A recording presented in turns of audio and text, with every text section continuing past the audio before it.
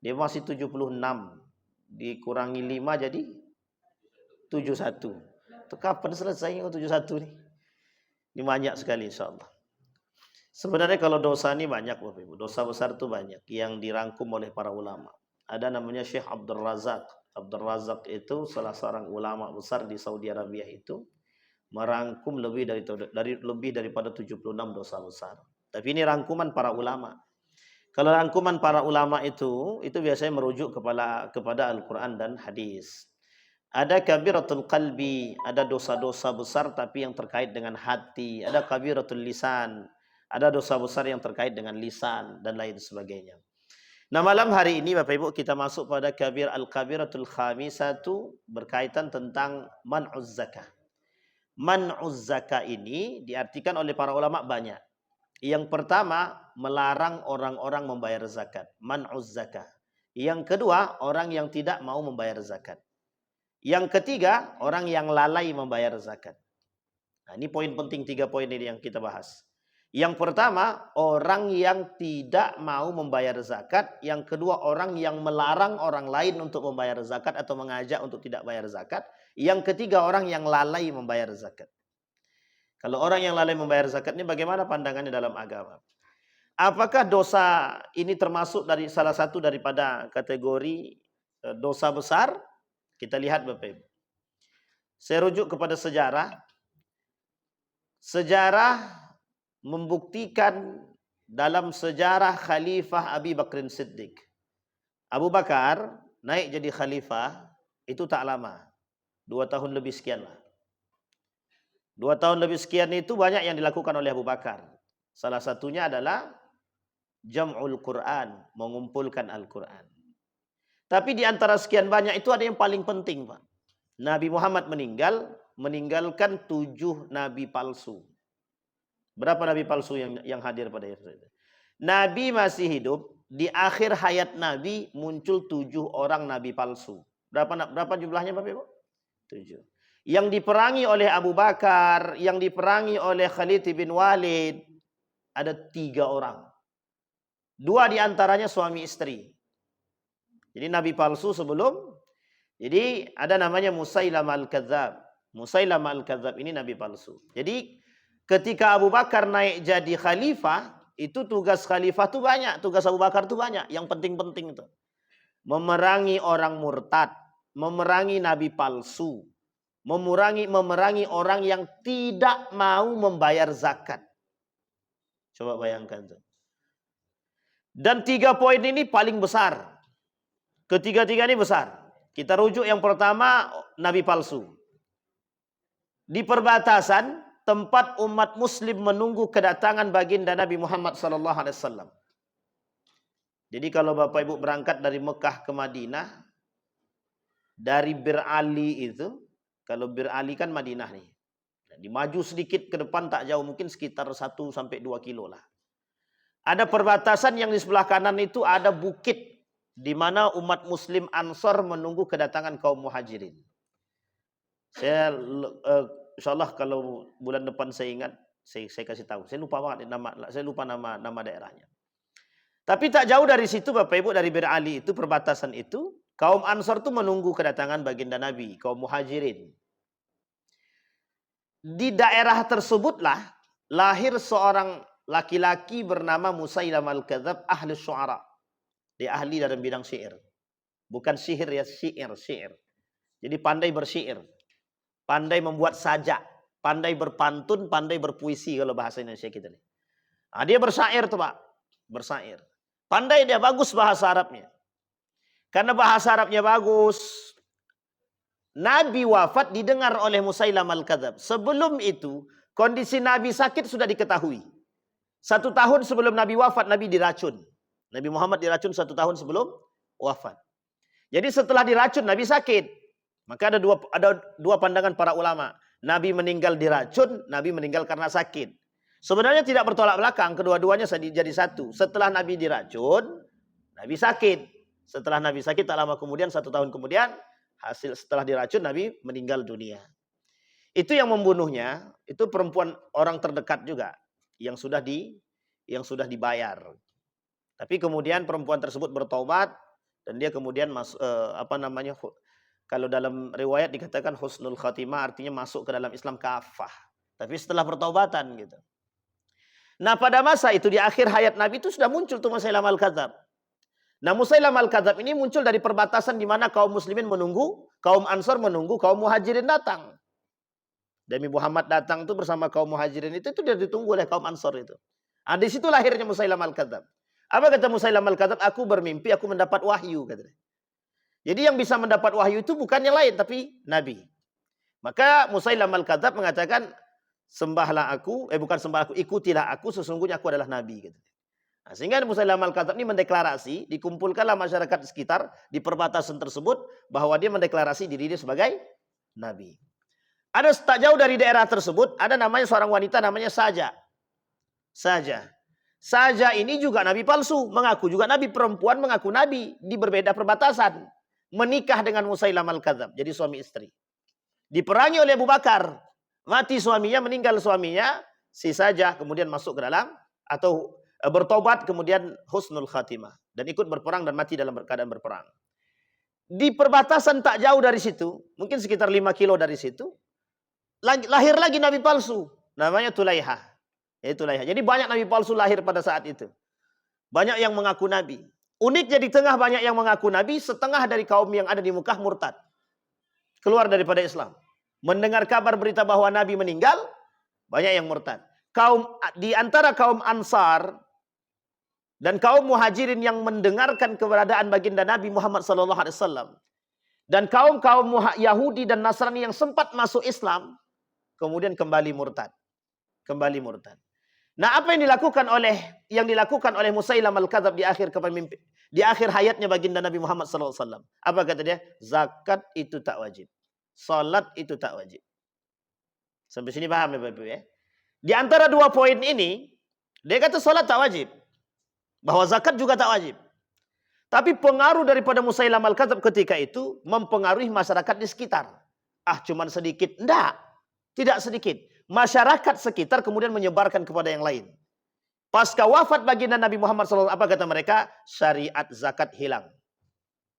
Jadi diperangi Pak sama Abu Bakar. Ketika mereka mengatakan syariat zakat hilang, Abu Bakar bilang kepada Umar bin Khattab, kita perangi. Kenapa kita perangi? Kalau mereka tidak mau bayar zakat, kelak orang tidak akan banyak yang mau bayar zakat. Kenapa? Karena mereka anggap bahwa syariat zakat sudah hilang. Nah, ini alasannya Pak. Alasan kenapa Abu Bakar memerangi orang yang tidak mau bayar zakat itu karena takut nanti syariat zakat ini hilang. Sedangkan yang ada syariatnya banyak yang tak bayar zakat, apalagi yang tak ada syariatnya. Berapa jumlah zakat yang harus kita bayar? Paling sekitar kalau pendapatannya 8,5 juta sekian ke atas, ya kita paling mengeluarkan paling tak sampai 1 juta Pak. Setahun sekali. Itu kalau pendapatannya 8,5 juta. Kalau di bawah itu tidak ada yang wajib bayar zakat Pak. Gaji kami 5 juta Pak Ustaz. Apa yang mau Pak Ibu bayar? Tidak ada Pak. Maka kata Yusuf Al-Qaradawi, kalau dihitung zakat itu harta bersih, gitu deh. Tidak akan ada yang bisa bayar zakat. Orang kaya mobil 5, rumah 2, hutangnya di bank berapa banyak? Numpuk. Setelah pendapatan per bulan 100 juta. Setelah dikurangin hutang dan lain sebagainya, sisa 6 juta. 6 juta dikumpulkan setahun. Belum bayar zakat deh Pak. Belum wajib dia bayar zakat. Tapi rumahnya 5 Ustaz. Nah, itu masalah itu di situ. Maka kata Yusuf Al-Qaradawi, tidak akan bisa tuh orang kayak gitu bayar zakat. Maka kata Yusuf Al-Qaradawi, termasuk Rasyid Ridha itu mengatakan, bukan begitu cara memahami zakat itu. Diambil segar. Kotornya berapa? Kotornya 8,5 juta. 8,5 juta dikali setahun. Nah, 8,5 juta itu dikali setahun itu sudah sampai Pak. Sudah sampai 85 gram itu sudah sampai. Kalau kajian emasnya sudah sampai. Tapi emas naik terus Pak Ustaz, ikuti aja. Diikutin aja. Tidak ada masalah. Kurang sedikit pun tak ada masalah. Kurang sedikit sedekah. Lebih baik. Sampai di sini bisa dipahami Pak ya.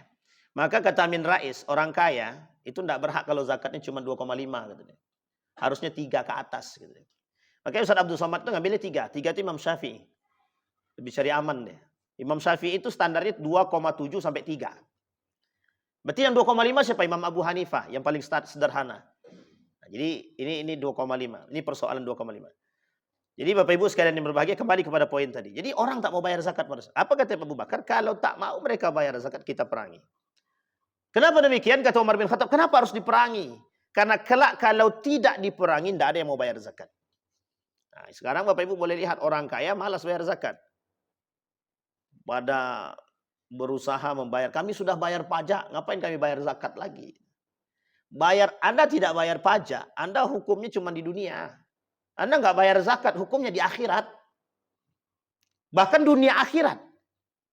Sayutawwaquna ma bakhilu, kategori orang tak mau bayar zakat itu bakhil. Bakhil itu kalau dalam hadis ada hadis tapi lemah sekali hadis ini. Posisinya lemah. Itu harta yang dia miliki itu berubah menjadi ular kemudian dililitkan kepada lehernya itu, Pak. Ya orang yang tak mau bayar zakat. Nah, kembali kepada poin tadi. Kita coba runutkan. Satu, orang yang tidak mau membayar zakat yang disebut dengan man'uz zakat. Apa alasan orang yang tidak mau membayar zakat? Karena dia sama dengan Qarun. Innama utituhu ala ilmin indi. Ngapain aku bayar zakat? Toh aku kerja sendiri, hasil sendiri, capek sendiri, keringat sendiri. Lu ngapain aku bayar zakat?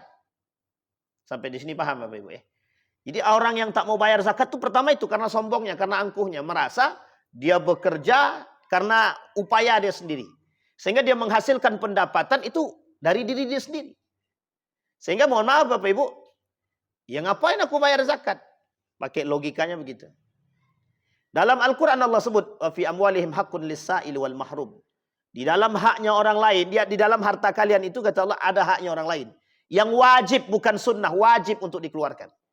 Sehingga bahasa ini di dalam Al-Quran Allah sebut dengan sadaqah, bukan zakat. Khudh min amwalihim sadaqatun tutahhirhim wa tuzakkihim biha. Kenapa Allah sebut dengan sedekah? Biar dua-duanya dapat. Sedekah sunnahnya dapat, sedekah wajibnya dapat.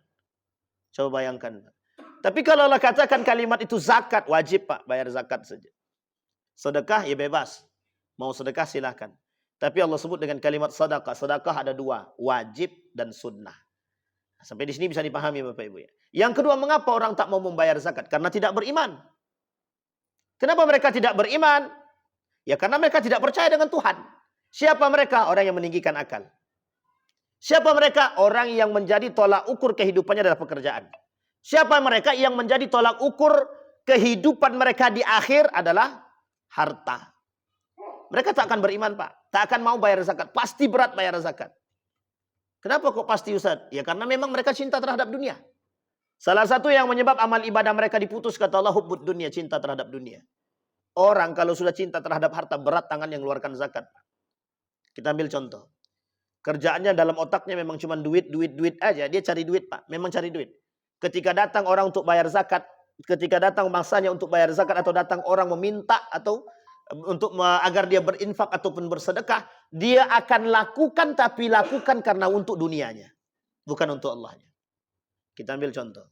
Ada orang yang cinta terhadap dunia. Ketika datang orang minta sumbangan. Sumbangan Pak untuk masjid. Oh siap. Dia menunjukkan bahwa dia kaya, punya duit. Dan dia bersedekah bukan untuk Allah. Bisa dipastikan bisa, itu bukan untuk Allah. Kenapa? Karena dia cinta terhadap dunia. Apa yang diharapkan? Pujian Pak. Nah orang yang seperti ini, mereka berat mengeluarkan zakat atas nama Allah. Tapi mereka bisa keluarkan zakat atas nama manusia. Mereka bisa keluarkan harta, sedekah, infak, dan lain sebagainya atas nama manusia. Dan ini sudah biasa Pak. Ini kita ambil contoh. Baru-baru ini ada kasus. Satu masjid di Pekanbaru itu ingin mengambil semua, apa kata dia, kami ingin ambil aset-aset sumbangan yang pernah kami sumbangkan di masjid tersebut. Coba sudah diinfakkan Pak, sudah disedekahkan, mau diambilnya Pak. Coba bayangkan. Apa alasannya? Sakit hati karena tidak bisa lagi jadi ketua masjid. Coba bayangkan. Ini poin penting Pak. Artinya apa? Mereka sumbangan karena Allah atau bukan? Bukan. Mereka menyumbang, mereka berinfak terhadap masjid tersebut bukan karena Allah. Tapi karena kedudukan, karena manusia, karena pujian, karena menganggap diri dia lebih baik daripada yang lain. Dan yang seperti ini nih. Ini disebut dengan, nah mereka bersedekah saat itu tidak pelit. Pelit pada sesungguhnya. Hakikatnya dia pelit. Karena memang tujuannya adalah dunia. Bisa dimasukkan dalam kategori manan. Orang manan seperti ini bisa dimasukkan ke dalam neraka. Allah tak ajak dia berbicara, Allah tak mau melihat mereka, Allah tak mau mensucikan dia, bagi dia azab yang sangat pedih. Allah laknat mereka. Dan ini penting, Pak. Bagi mereka azab yang sangat pedih. Kata. 3. Dia ada 9 golongan yang Allah tidak ajak berbicara. Tak mau Allah lihat, tak mau Allah sucikan mereka. 9 golongan dalam hadis Nabi. 1 di antaranya orang yang suka mengungkit-ungkit pemberian dan orang yang mengambil kembali pemberian tersebut. Coba bayangkan. Bahasa lainnya menjilat lidah sendiri. Sampai di sini bisa dipahami ya Pak Ibu. Dan itu ada Pak, kasus Pak sekarang nih. Lagi rame-ramenya nih Pak. Ada masjid di Pekanbaru. Lah kok bisa mantan pengurus lama ingin mengambil kembali sumbangan orang untuk masjid tersebut. Atas nama apa? Kita kembalikan kepada poin kita Pak. Nah orang-orang yang membayar zakat atas dunia sama seperti hal demikian. Nah Bapak Ibu sekalian yang berbahagia, itu yang pertama. Yang kedua, ada orang ngajak orang lain gak usah bayar zakat. Ada orang mengajak orang lain gak usah bayar zakat. Bahkan pakai alibi. Bagaimana kalau kita buat orang yang sudah bayar pajak gak usah bayar zakat? Sepakat Bapak Ibu? Yang sudah bayar pajak gak usah bayar zakat. Ini kalau ada yang begini, idenya itu perlu dicuci otaknya itu. Yang benar yang mana? Bayar zakat tidak perlu bayar pajak. Sepakat enggak? Oh pasti sepakat kalau yang itu. Karena kalau mau sepakat yang pertama mereka nggak sanggup Pak. Karena melawan Tuhan kan. Menantang Tuhan gitu. Tapi itu yang dilakukan Pak. Di Malaysia kan begitu sekarang. Orang yang sudah bayar zakat tidak perlu bayar pajak. Nah sekarang kita perlu di Indonesia seperti itu. Regulasinya Pak. Ada namanya Masdar Es Mas'udi namanya. Pada masanya mengemukakan ide tersebut. Apa kata dia? Orang yang sudah bayar zakat, atau maksudnya gini, zakat pengganti pajak. Bayangkan Pak, orang lebih takut tidak bayar pajak ketimbang tidak bayar zakat. Karena zakat tidak ada regulasi secara undang-undang. Maunya ada undang-undangnya Pak. Undang-undang pengaturan zakat ada, tapi undang-undang hakim atau penghukuman atau zakat tidak ada. Orang yang siapapun di antara kalian yang tidak bayar zakat, rumahnya kami sita. Tidak ada yang tidak bayar zakat, Pak, pasti bayar zakat. Kan begitu. Coba kalau pajak itu, hukum pajak itu, sama dengan yang tidak bayar zakat. Kan enak tuh Pak. Disita mobilnya karena nggak bayar pajak. Gitu. Nah, disita rumahnya karena nggak bayar zakat. Lebih parah mana sebenarnya? Orang yang tak mau bayar zakat besok di neraka dibakar tuh Pak, sama-sama dengan barang-barang yang dia miliki, harta-harta yang dia miliki itu. Apa yang kalian banggakan? Apa yang kalian pelitkan kata Allah? Itu yang bakal membenamkan kalian. Yang terjadi dengan Korun kan itu. Datang satu orang minta zakat, kata dia ndak usah. Innama utitu hal ilmin indi, ini hakku, aku cari sendiri. Datang yang kedua ditolaknya. Yang ketiga datang Nabi Musa sendiri langsung. Nabi Musa datang pun ditolaknya. Apa kata Nabi Musa? Berdoa aja lagi Nabi Musa. Dibenamkan sekaligus. Sama Fir'aun, sama korun-korunnya dibenamkan sekaligus. Makanya orang sekarang cari harta karun. Digali tanah, dapat harta karun. Nah, itu katanya harta peninggalan Korun namanya. Tapi itu mitos ya. Tidak beneran itu. Itu kalau lebih tepatnya kalau mau cari ya di tempat-tempat tertentu aja. Di Papua, di Banyuwangi, di Pulau Merah. Nah, itu ya boleh gali gunung, dapat emas. Nah, itu Sungai Efrat yang sekarang lagi viral ya. Sungai Efrat kering, keluar emas. Hati-hati editing ya. Hati-hati video-video yang diedit itu banyak juga. Kembali kepada poin Bapak Ibu. Nah sekarang pertanyaannya, mengapa mereka mengajak orang lain untuk tidak membayar zakat? Karena bagi mereka kaum-kaum liberal itu, ngapain kita bayar zakat? Ngapain kita bayar zakat? Tidak ada esensi. Sekarang mereka cari esensi logika zakat. Esensi logika zakat bagi mereka cuma satu, yang penting kita akan sedekah. Mau kemanapun kita sedekah terserah. Selesai Pak. Jadi nggak perlu kita bayar zakat. Kapanpun kita mau sedekah ya silahkan. Nah, ini poin penting yang harus kita dan ini yang harus kita lawan Pak. Yang harus kita lawan. Orang-orang seperti ini sudah banyak di tengah kita. Jadi mohon maaf Pak. Bapak Ibu boleh cek. Banyak nggak yang nggak mau bayar zakat? Banyak Pak. Banyak banget. Sedangkan bayar zakat fitrah aja empot-empotan kata mereka. Masa mau suruh bayar zakat mal pula kata dia. Coba bayangkan. Zakat fitrah kita bayar di Ramadan. Menjelang Idul Fitri. Zakat mal kita keluarkan kapanpun. Yang jelas harta tersebut sampai 1 tahun. Pendapatan yang kita miliki sampai 1 tahun baru harus kita keluarkan. Kalau tidak sampai 1 tahun ya kalau kita mau keluarkan jatuhnya sedekah. Kalau kita tidak keluarkan ya nggak ada masalah. Sampai di sini paham Bapak Ibu ya? Sekarang poin yang ketiga. Ada orang yang sengaja mensiasati untuk tidak bayar zakat. Misal, pendapatan dia 10 juta. Sudah layak zakat atau belum? Ada caranya biar nggak bayar zakat, Pak. Beli barang. Dengan cara ngutang. Dia nggak akan bayar zakat itu. Misal, pendapatan per bulannya 10 juta. Dikali 1 tahun berarti sekitar 120 juta. 120 juta sudah di atas daripada 8,85 juta. Berarti sudah layak bayar zakat kan? Sekarang bagaimana caranya mensiasati agar dia tidak bayar zakat? Dibelikan mobil Agya, angsuran per bulan 2,5 juta atau 3 juta. Bisa Pak. Anggaplah angsuran bulanannya 3 juta. Pendapatan per bulan 10 juta. Dikurang 3 juta tinggal nggak jadi bayar zakat dia, Pak. Paham sampai di sini, Pak? Sampai di sini bisa dipahami? Ini namanya mensiasati agar tidak mau bayar zakat.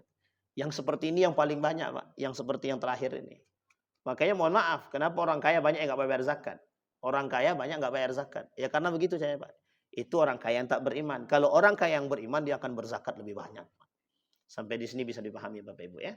Sekarang kita lihat. Tadi alasan Abu Bakar memerangi orang yang tidak mau bayar zakat karena takut hilang syariat. Hilang syariat zakat. Sekarang kita lihat dampak yang lain. Apa ancaman Allah bagi mereka yang tidak mau membayar zakat? Kata Allah, "Wala yahsabanna alladziina yabkhaluna bima aatahumullahu min fadli huwa khairul lahum bal huwa syarrul lahum. Sayutawwaquna ma bakhilu yaumal qiyamah. Sayutawwaquna ma bakhilu bihi yaumal qiyamah." Apa kata Allah dalam Al-Quran? Apakah mereka kira mereka yang memiliki harta itu kelak tidak dihisap itu hartanya? Orang-orang yang tidak mau membayar zakat, kata Allah, diilustrasikan dalam ayat tersebut sebagai bakhil, bukhala.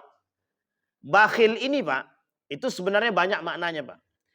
Bakhil ini bisa diartikan tamak, bisa diartikan serakah. Jadi orang-orang yang pelit ini, pelit terhadap hartanya, itu banyak definisinya, Pak. Definisinya serakah iya, tamak juga iya.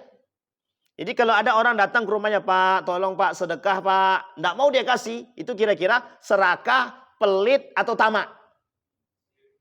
Pelit, pekedit, apa namanya? Kedekut. Itu pelit tuh, Pak, pelit.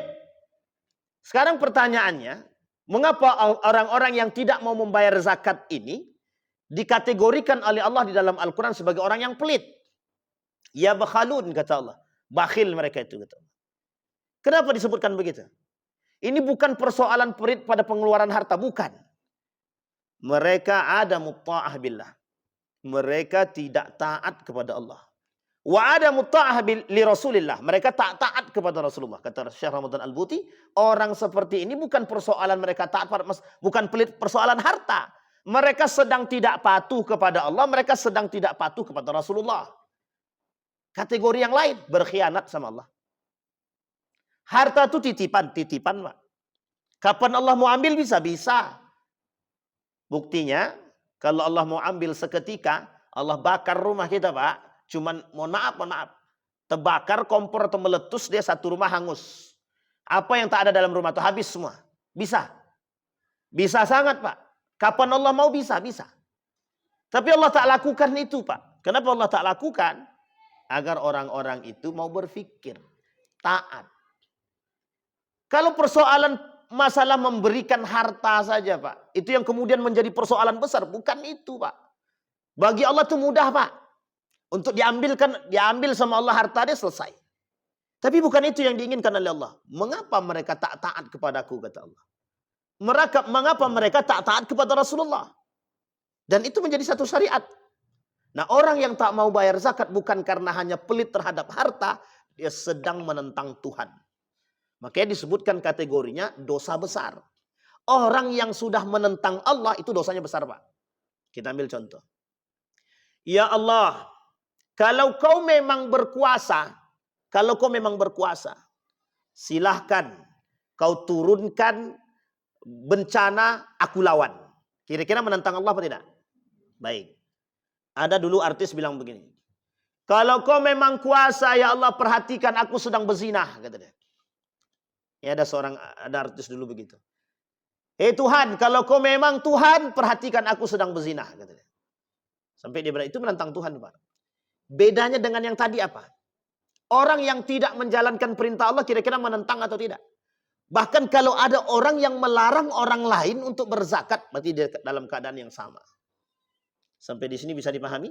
Mukhalafah an ta'atillah. Mereka sedang tidak taat kepada Allah dan tidak taat kepada Rasulullah. Nah, ini yang menjadi masalah, Pak. Wa wailul lil musyrikin alladzina la ya'tuna zakah. Celakalah orang-orang musyrik yang tidak membayar zakat. Orang yang tak membayar zakat dikategorikan musyrik. Dikategorikan musyrik. Bukan murtad, tapi dikategorikan musyrik. Sekarang kita lihat Pak ayat dalam Al-Quran. Dalam Al-Quran ada 3 golongan yang Allah sebutkan. Yahudi, Nasrani. Bisa dipahami Pak ya? Yahudi, Nasrani, Majusi. Allah kategorikan Yahudi dan Nasrani dalam kalimat kafir. Tapi Majusi tak Allah sebutkan kalimat kafir terhadap kelompok Majusi. Tapi Allah sanding dengan kalimat musyrikun. Sampai di sini bisa dipahami Bapak Ibu ya. Pertanyaannya, kalau ada orang Muslim yang tak mau bayar zakat, yang tidak percaya kepada rukun iman, yang tak percaya kepada rukun Islam, berarti dia masuk kategori yang mana? Musyrik, kafir, atau mana? Dua-duanya bisa masuk, Pak. Dua-duanya. Lebih berbahaya mana? Kategori manusia munafik. Kategori manusia munafik. Orang yang tidak mau membayar zakat karena menentang perintah Allah atau niddan lillahi, mereka masuk dalam kategori munafik.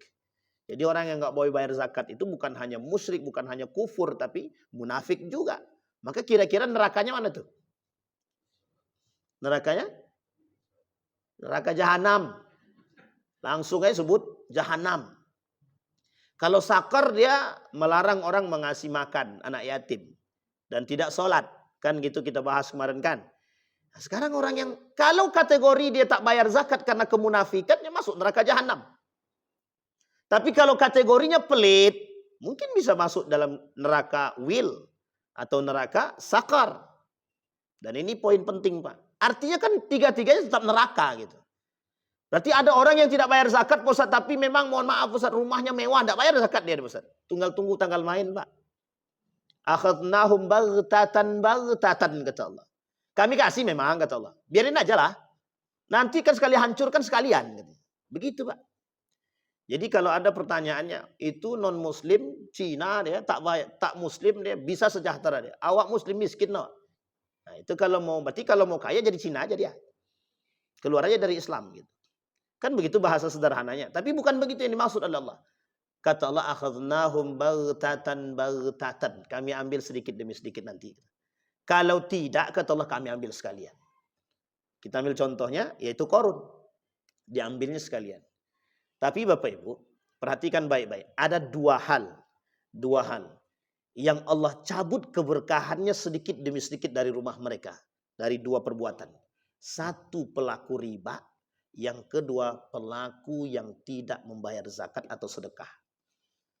Dua pelaku ini, itu akan Allah ambil keberkahan daripada rumah dia. Apa keberkahan yang dimaksud? Dalam rumah tangga dia, bisa jadi suami istrinya berkelahi. Mobilnya hancur. Anaknya jadi mohon maaf, narkoba lah anaknya, pejudi lah anaknya. Itu kategori ini Pak. Kalau ada anak-anak yang seperti ini, perhatikan baik-baik dalam rumah tangga. Dalam rumah itu. Ada dua kemungkinan itu. Bisa jadi dia bermain dengan urusan riba, bisa jadi dia bermain dengan urusan atau pelit dalam urusan zakat. Kenapa demikian? Kategorinya Pak. Makanya kalau orang zaman dulu, ketika ada mobilnya tabrakan, coba kau ingat-ingat, bisa jadi kau kurang sedekah. Kan begitu kata orang tua zaman dulu. Bisa jadi Pak.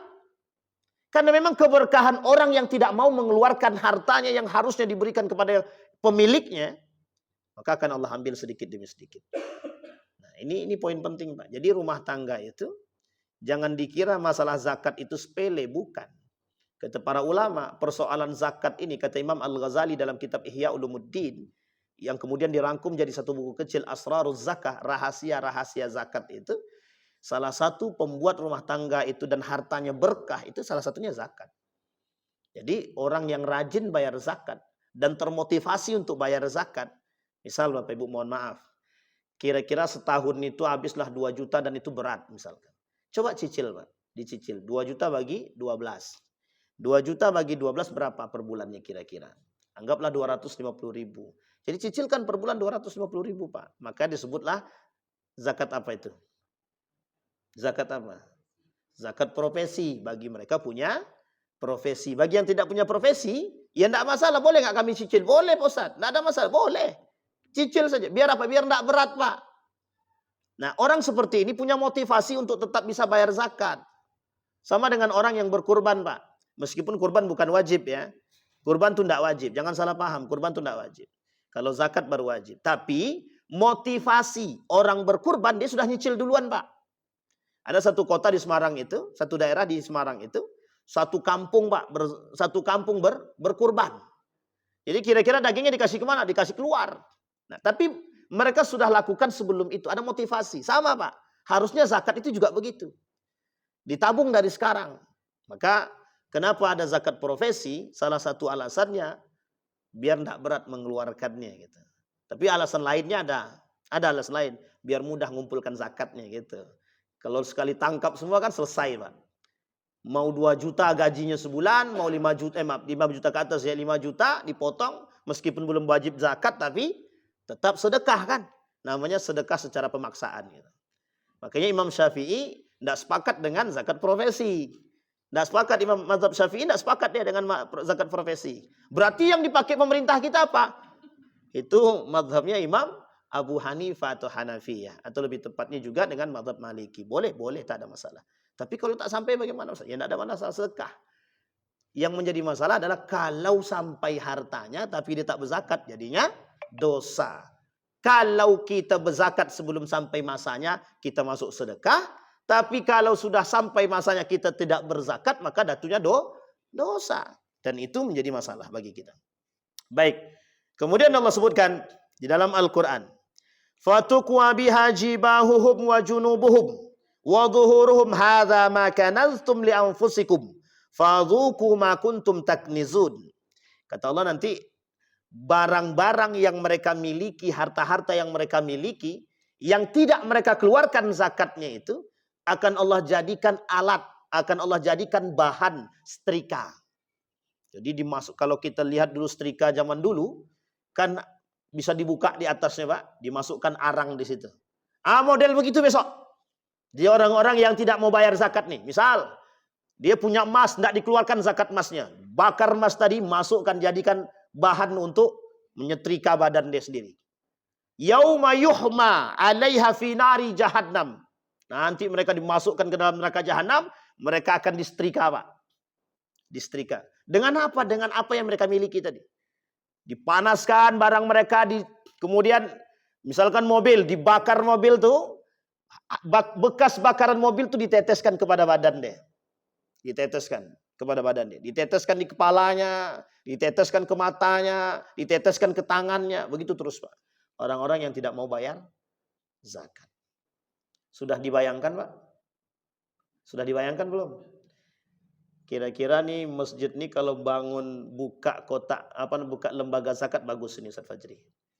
Jadi bayar zakatnya ke sini aja gitu. Baik zakat mal tapi minta dulu rekomendasi sama Basnas. Nanti ngamuk pula Basnas katanya. Itu kok bisa masjid itu buka lembaga zakat tapi nggak dapat rekomendasi kami gitu. Nah, ini masalah ikhtilaf belakangan Bapak Ibu. Sampai di sini bisa paham Bapak Ibu ya. Jadi cara Allah mengancam orang-orang yang tak mau bayar zakat. Jadi sebenarnya persoalan tidak mau bayar zakat itu sederhana. Karena menentang Tuhan itu. Karena sangat dianggap Pak. Kita ambil contoh. Pada masa Umar bin Abdul Aziz. Kenapa zakat itu bisa mengentaskan kemiskinan? Ini percontohan yang dibuat oleh Umar bin Abdul Aziz. Cuma 2 tahun masa kepemimpinan, kemiskinan nggak ada. Ternyata zakat itu mampu mengataskan kemiskinan. Tidak hanya zakat Pak yang dilakukan. Ada wakafnya, ada sedekahnya. Coba bayangkan. Ini kita ambil contoh sederhana saja Pak. Bapak Ibu bayar zakat setiap bulan. Anggaplah 40 orang. 200.000 kali 40 berapa? Enggak usah 200.000. Anggap aja 100.000. 100.000 kali 40 semuanya 4 juta. Sekarang pertanyaannya berapa jumlah orang miskin? di kampung kita, anggaplah 10 orang. 4 juta, bisa enggak setiap bulan kita keluarkan 10 kilo? 10 kilo beras. Untuk siapa? Orang miskin tadi. Bisa apa tidak? Boleh nggak diambil? Boleh Pak, siapa yang larang? Tak ada Pak. Artinya, dari 4 juta tadi, bisa kita sisihkan untuk anak yatim. Bisa Pak. Bisa kita gunakan untuk membayar orang-orang, memberi makan orang-orang yang tidak mampu. Bisa Pak. Tanpa mereka harus mengemis. Coba bayangkan. Dan itu kita sudah praktekkan Pak. Kami sudah praktekkan Pak. Ternyata mampu Pak, bisa kok. Ini poin penting. Artinya kalau bersama membangun hal demikian, kesadarannya terjadi. Jadi kenapa Umar bin Abdul Aziz bisa mengentaskan kemiskinan dari zakat? Karena cara berpikirnya Umar bin Abdul Aziz, kalau semua orang ini paham akan kewajiban zakat, kemiskinan mana yang ada? Tidak ada Pak. 4 juta per bulan. Per bulan. Bukan per tahun Pak, per bulan kalau kita cicil. Kan begitu. Sebaiknya memang dicicil, baik Pak. Bahkan kita bisa mengatasi hal-hal tersebut. 4 juta. Kalau cuma 10 orang, kita bisa cicil 100.000 per orang atau 180.000 per orang. Itu tinggal kali Pak. 180.000 kali 10. Anggap 200 kali 10 berapa? 2 juta baru Pak. Sudah dapat 10 kali 10, 100 kilo beras. Terbayang sama Bapak Ibu. Masih bersisa 2 juta. Sekarang kita punya anak yatim berapa? Kita anggap punya anak yatim 5 orang. Berapa uang sekolahnya? 300. 3 kali 10 berapa? 3 juta kurang 1 juta. 1 juta kita bisa cari Pak. Sampai di sini bisa dipahami Bapak Ibu. Artinya apa? Anak yatim, orang tak mampu bisa sekolah dengan zakat. Selesai Pak. Betapa bayangan. Nah sekarang kita lihat Pak. Dampak bagi orang lain kalau kita tidak punya perhatian terhadap yang lain. Lemahnya iman seseorang itu karena kemiskinan. Bayangkan ketika Bapak Ibu dengan zakat Bapak Ibu. Mampu Bapak Ibu keluarkan zakat. Dan banyak orang lain yang kecipratan dengan zakat Bapak Ibu. Yang tadinya harus merubah akidahnya demi makanan. Tidak jadi Pak. Kita ambil contoh. Tahun 2006 Yogyakarta. Jadi di Yogyakarta itu ada 2 kali. 2006-2010. Yang pertama gempa, yang kedua gunung meletus. Betapa akidah mereka bisa mereka goyangkan hanya sekardus mie. Sekardus mie Pak. Coba bayangkan. Andai kata umat muslim ketika itu duluan datang. Kira-kira ini kita tidak berbicara yang seandainya ini memang tidak boleh ya. Tapi kalau kita mau mengambil ibrahnya gitu. Coba bayangkan Pak. Mereka berani menggadai iman mereka, akidah mereka. Ya karena nggak makan Pak. Jadi persoalan ekonomi ini sensitif. Makanya kenapa Allah katakan persoalan ekonomi ini Pak sensitif Pak, sangat sensitif. Buktinya orang kalau tidak punya makan, orang tidak punya duit, mampu mereka gadai akidah mereka Pak, mereka rubah Pak. Sekarang pertanyaannya orang miskin di samping rumah kita tak punya perhatian. Nanti kalau mereka murtad, kita murka. Sampai sini paham Pak? Ada orang miskin di samping rumah kita. Tidak makan dia Pak. Kita tak bantu. Datang orang non muslim bantu merubah dia akidah dia. Keluar dia dari agama Islam. Kita caci maki Pak. Salah siapa sebenarnya? Salah siapa? Dua-duanya Pak. Kita salah, mereka juga salah. Tapi poinnya di situ Pak.